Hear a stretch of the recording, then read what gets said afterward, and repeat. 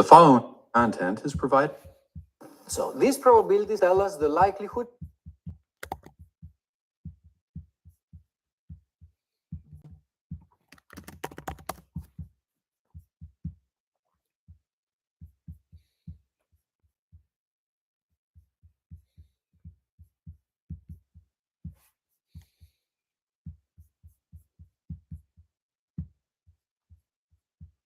the different scenarios. These conditional probabilities tell us how likely is it for B to happen under one scenario or the other scenario or the other scenario. The overall probability of B is found by taking some combination of the probabilities of B in the different possible worlds, in the different possible scenarios. Under some scenario, B may be very likely. Under another scenario, it may be very unlikely. We take all these into account and weigh them according to the likelihood of the scenarios.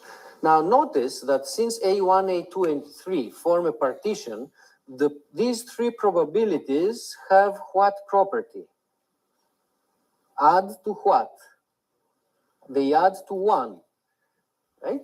So it's the probability of this branch plus this branch plus this branch. So what we have here is a weighted average of the probabilities of the B's in the different worlds or in the different scenarios. Special case. Suppose the three scenarios are equally likely. So P of A1 equals 1/3 equals to P of A2, P of A3. What are we saying here?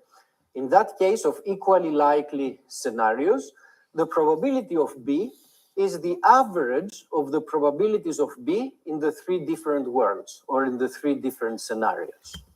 Probability. I just want to get some intuition for this. So this probability of probability of B given A sub, I don't know, just something, A sub something. I guess A sub I. This is a number between 0 and 1.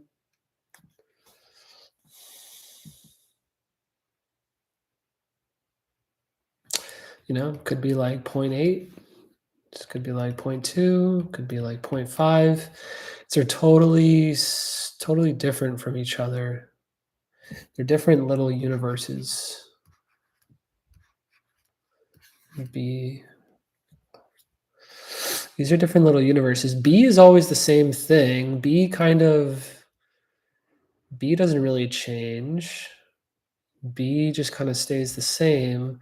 But yeah, we're looking at different sample spaces that kind of intersect with B.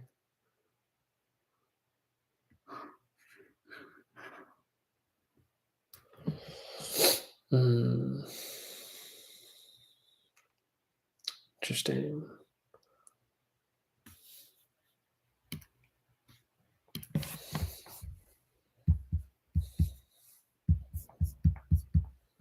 B in the three different worlds or in the three different scenarios. Okay, so finally, the last step, if we go back again 2 slides, the last thing that we did was to calculate a conditional probability of this kind, probability of A given B, which is a probability associated essentially with an... Kind of want to look at this a little bit, just the kind of flipping of this thing. So if we kind of have like A, and we have B,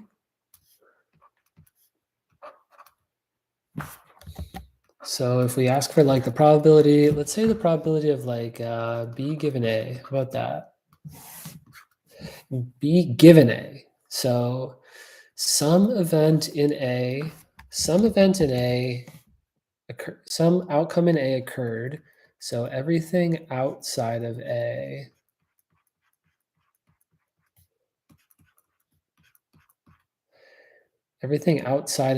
is gone.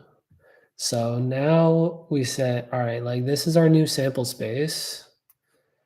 And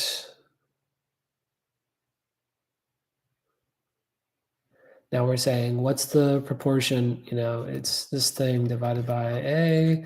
It's the probability of B intersected with A. It's this stuff divided by, you know, the whole thing. It's the probability now of B given A. What's the probability that that outcome lies in B? So that's kind of the, you know, going forward. So we kind of have A and we have B. So yeah, again, this is kind of like, all right, A happened. So everything outside of A is gone, essentially. Just forget about it. So this is like the probability of A given, no, probability of B given A. And now, not even now, but if you just kind of consider the reverse of A and B, we want to consider the probability of A given B, then we're like, all right, B has happened, so everything outside of B is gone. Just get rid of it. It's out of contention.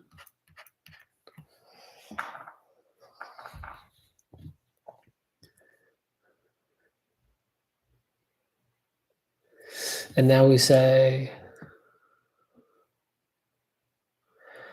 what's the probability that the outcome lies in A? So we're in the B universe now, and then we consider the part of A which intersects with B.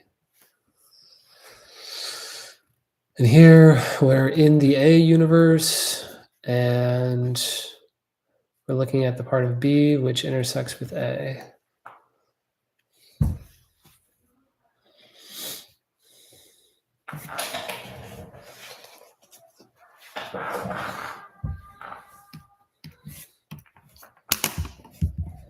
Inference problem. Given that our radar recorded something, how likely is it that the plane was up there?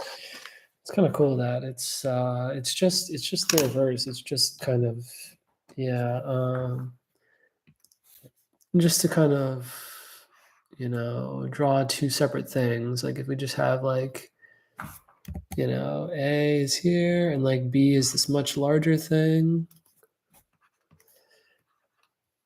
Probability of B given A.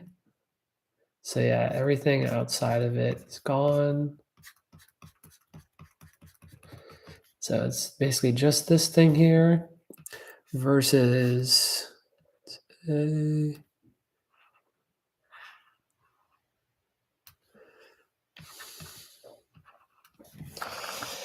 Versus B happened. So everything outside of B is gone. Out of contention.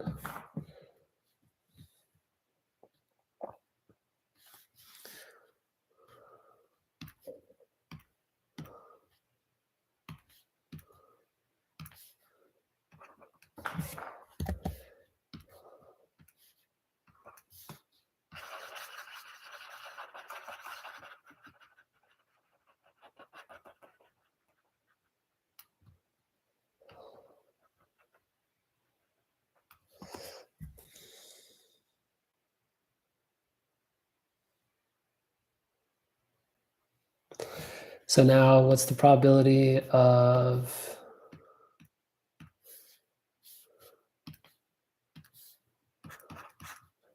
A given B? You know, this might be 50-50. No, given B. It's pretty small. It's maybe like 0.05 or something because it's like anywhere it could have been here. It's probably pretty unlikely that it intersected here. But if this happened, what's the probability that we got B? You know, this might be 50-50.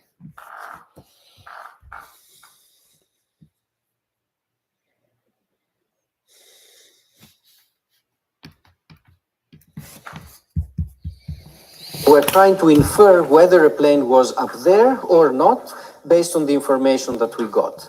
So let's generalize once more. And we're just going to rewrite what we did in that example, but in terms of general symbols instead of the specific numbers. So once more, the model that we have involves probabilities of the different scenarios. These, we call them prior probabilities. There are our initial beliefs about how likely each scenario is to occur. We also have a model of our measuring device.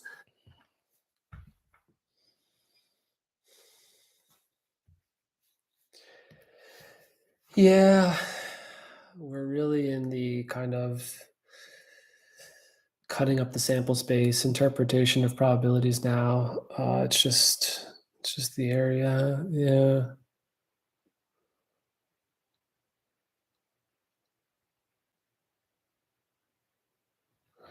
Yeah, this might be like 0.3, this might be 0.3, this might be 0.3, this might be 0.5. Yeah. That tells us, under that scenario, how likely is it that our radar will register something or not. So we're given, again, these conditional probabilities. We're given the conditional probabilities of these branches. Then we're told that event B occurred.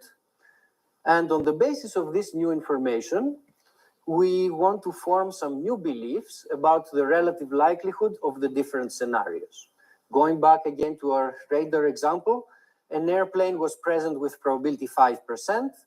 Given that the radar recorded something, we're going to change our beliefs. Now, a plane is present with probability 34%.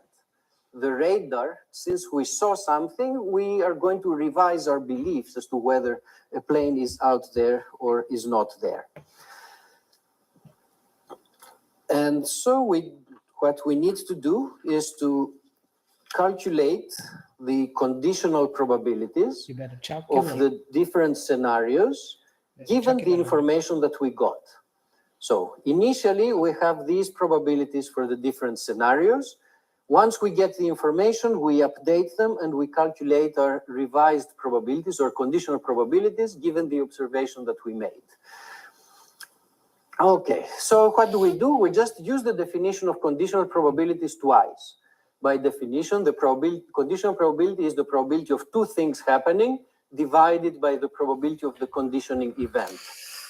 Yeah, it's like carving up your sample space, but even if these are discrete events, you could kind of just write it out like maybe there's only 3 outcomes. Maybe there's 1, 2, blah, blah, blah. How many outcomes? There's maybe there's this outcome, there's A here, maybe there's B here, maybe there's C, maybe there's D, and maybe there's F. And so, maybe there's G as well. So this is kind of like a continuous view of the sample space, but this is just a discrete sample space, and these are just discrete outcomes. But you can kind of like draw lines through them and like divide them into separate like bins, I guess. And each of these would have a number, So yeah. It's like the probability of A and B is equal to the probability of A1 is equal to, 0.3. So you have like A1 is equal to AB.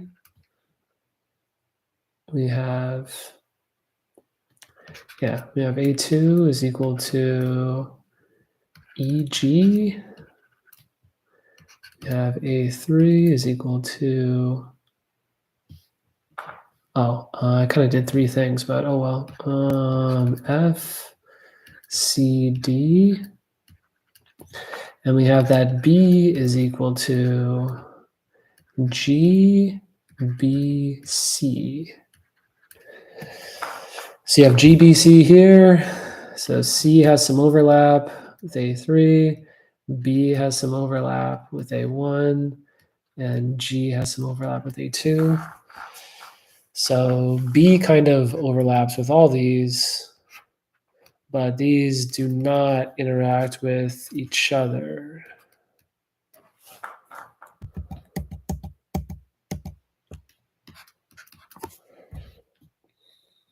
Just a triangle.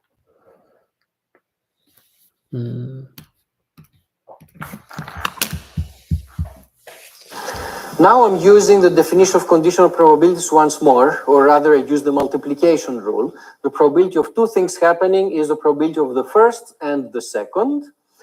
So these are things that are given to us. They're the probabilities of the different scenarios, and it's the model of our measuring device, which we assume to be available.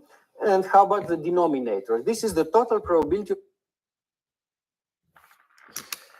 When I kind of see this here, see the probability of A, what is this? It's A sub I given B. Yeah, I should write this as, all right, like we're in the B universe and the probability of A sub I intersected with B. But now we kind of rewrite this.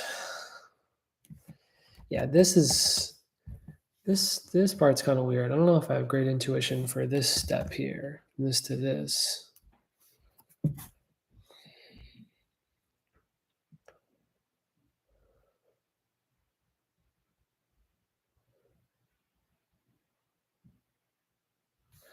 A intersected with B. Is there a good geometric intuition? I think there might be. A and B. So the probability of A intersect B. So this is A intersect B right here. And so we're claiming that this is equal to the probability of A times,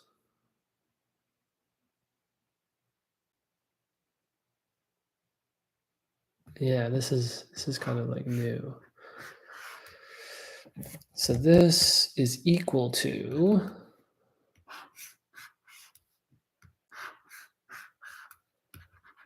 times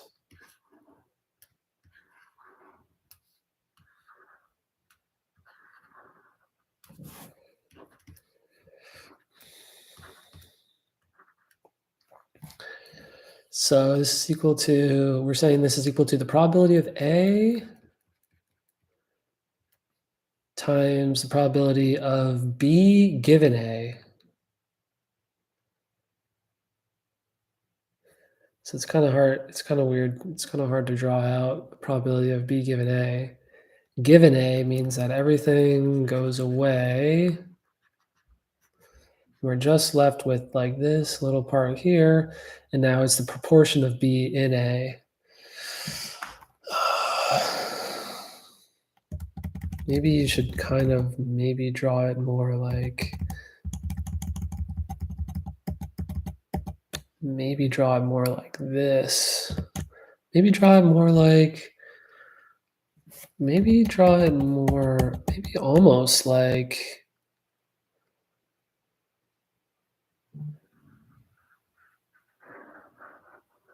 this was our initial sample space.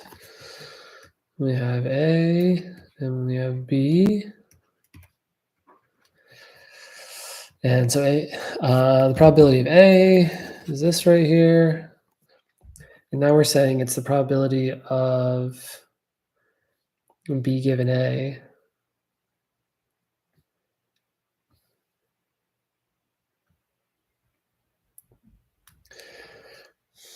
So if we kind of like scale this up to like 1, it's probability of B given A. So it's the proportion of this to this. And so it would just be, yeah, it would just be this. And so that gives you this area.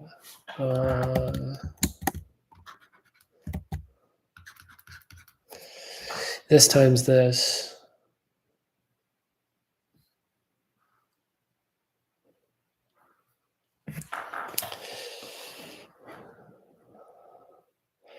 Yeah, the geometric intuition kind of breaks down a little bit because we need two different pictures. We kind of need to multiply them together for it to make sense. Kind of have to go more into math in this case.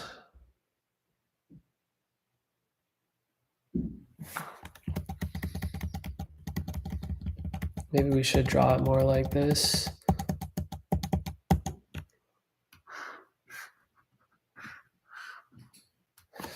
This is sigma, and this is sigma given A sub I. And it's basically like this.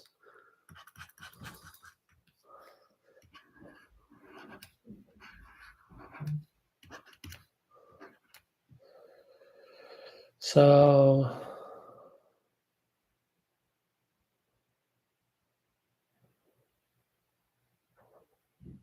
probability of A times the probability, so this is the probability of A, and this is the probability of B given A I. So these two numbers multiplied by each other.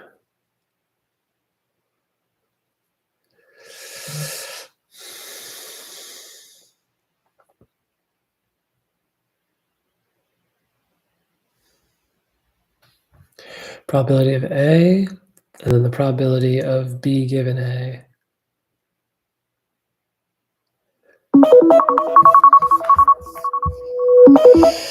Maybe it's better just to think of it in terms of the original picture.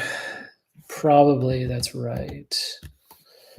Probably that's like a better way to go.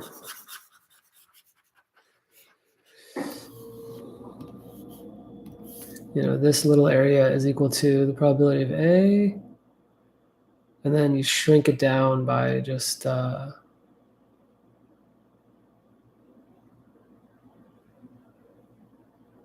B and A.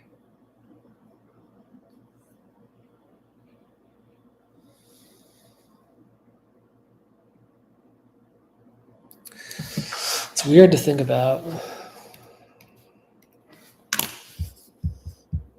Event B. But we just found that it's easy to calculate using the formula in the So if I ever see the probability of A and B, I mean, do think about it like,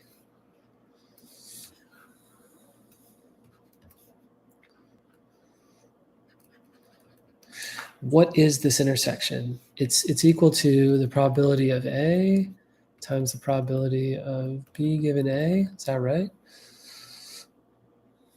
It's not just A. You like shrink A down by just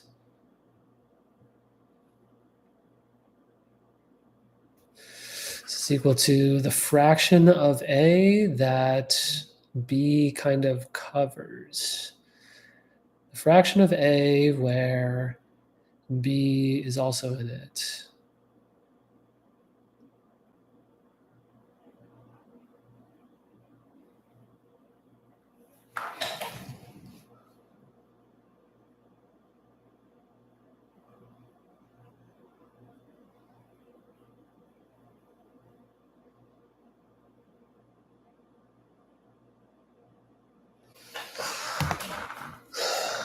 It's also equal to the probability of B, the probability of A and B.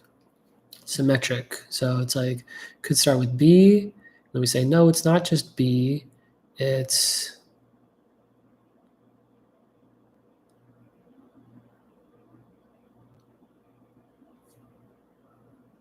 the fraction of A that's also in B.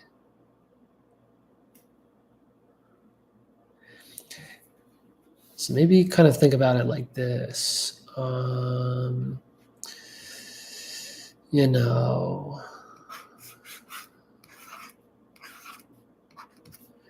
B. So we basically got kind of like three things here. We've got kind of like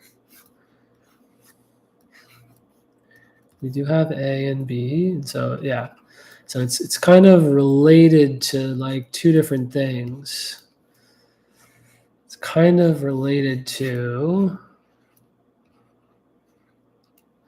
A, B. It's kind of related to like the probability of A, but not exactly. And then it's also kind of related to probability of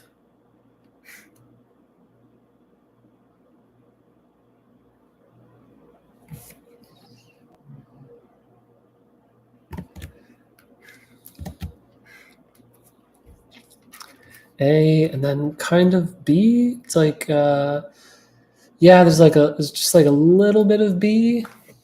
Maybe we can call this B. Call this like little b. It's not all of B, it's just the part of B that's like kind of also in A. And so it's kind of related to like this amount here, but it's not quite this exact thing. This is the probability of B given A. It's actually equal to, yeah, multiplying these two things.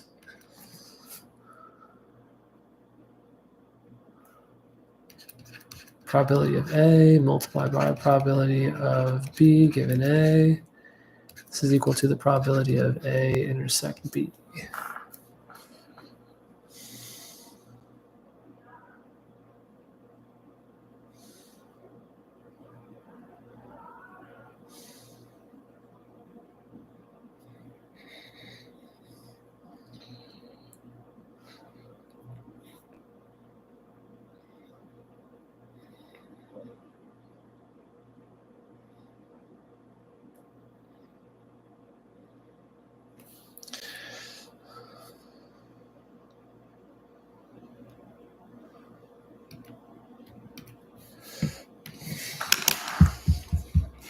Slide. To find the overall probability of event B occurring, we look at the probabilities of B occurring under the different scenario and weigh them according to the probabilities of all. A intersected with B.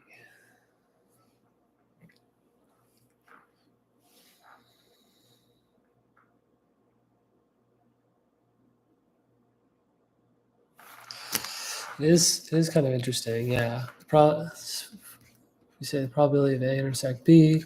We kind of break this down into like two separate things. We kind of almost like factor it. It's like the probability of A times the probability of B given A.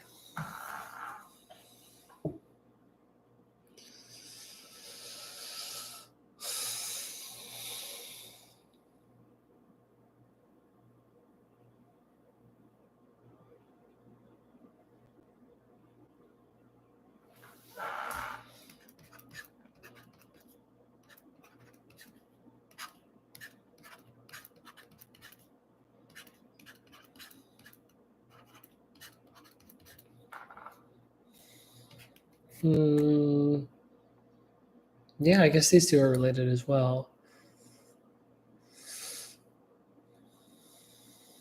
Relationship between all these.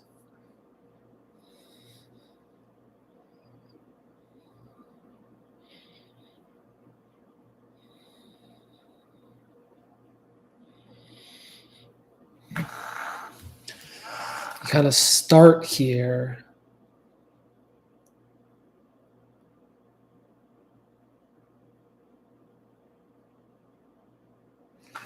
Okay, yeah, this is kind of weird.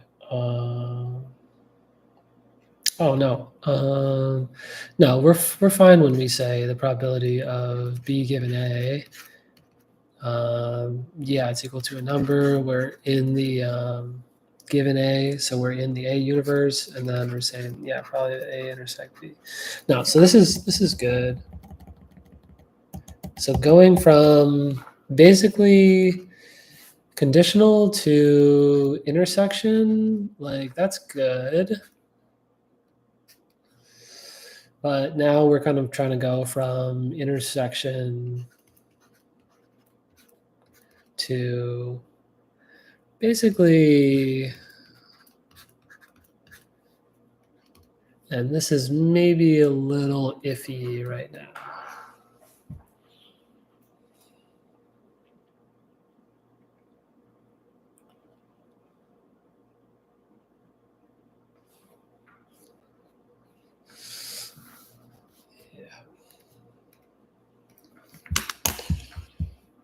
Scenarios.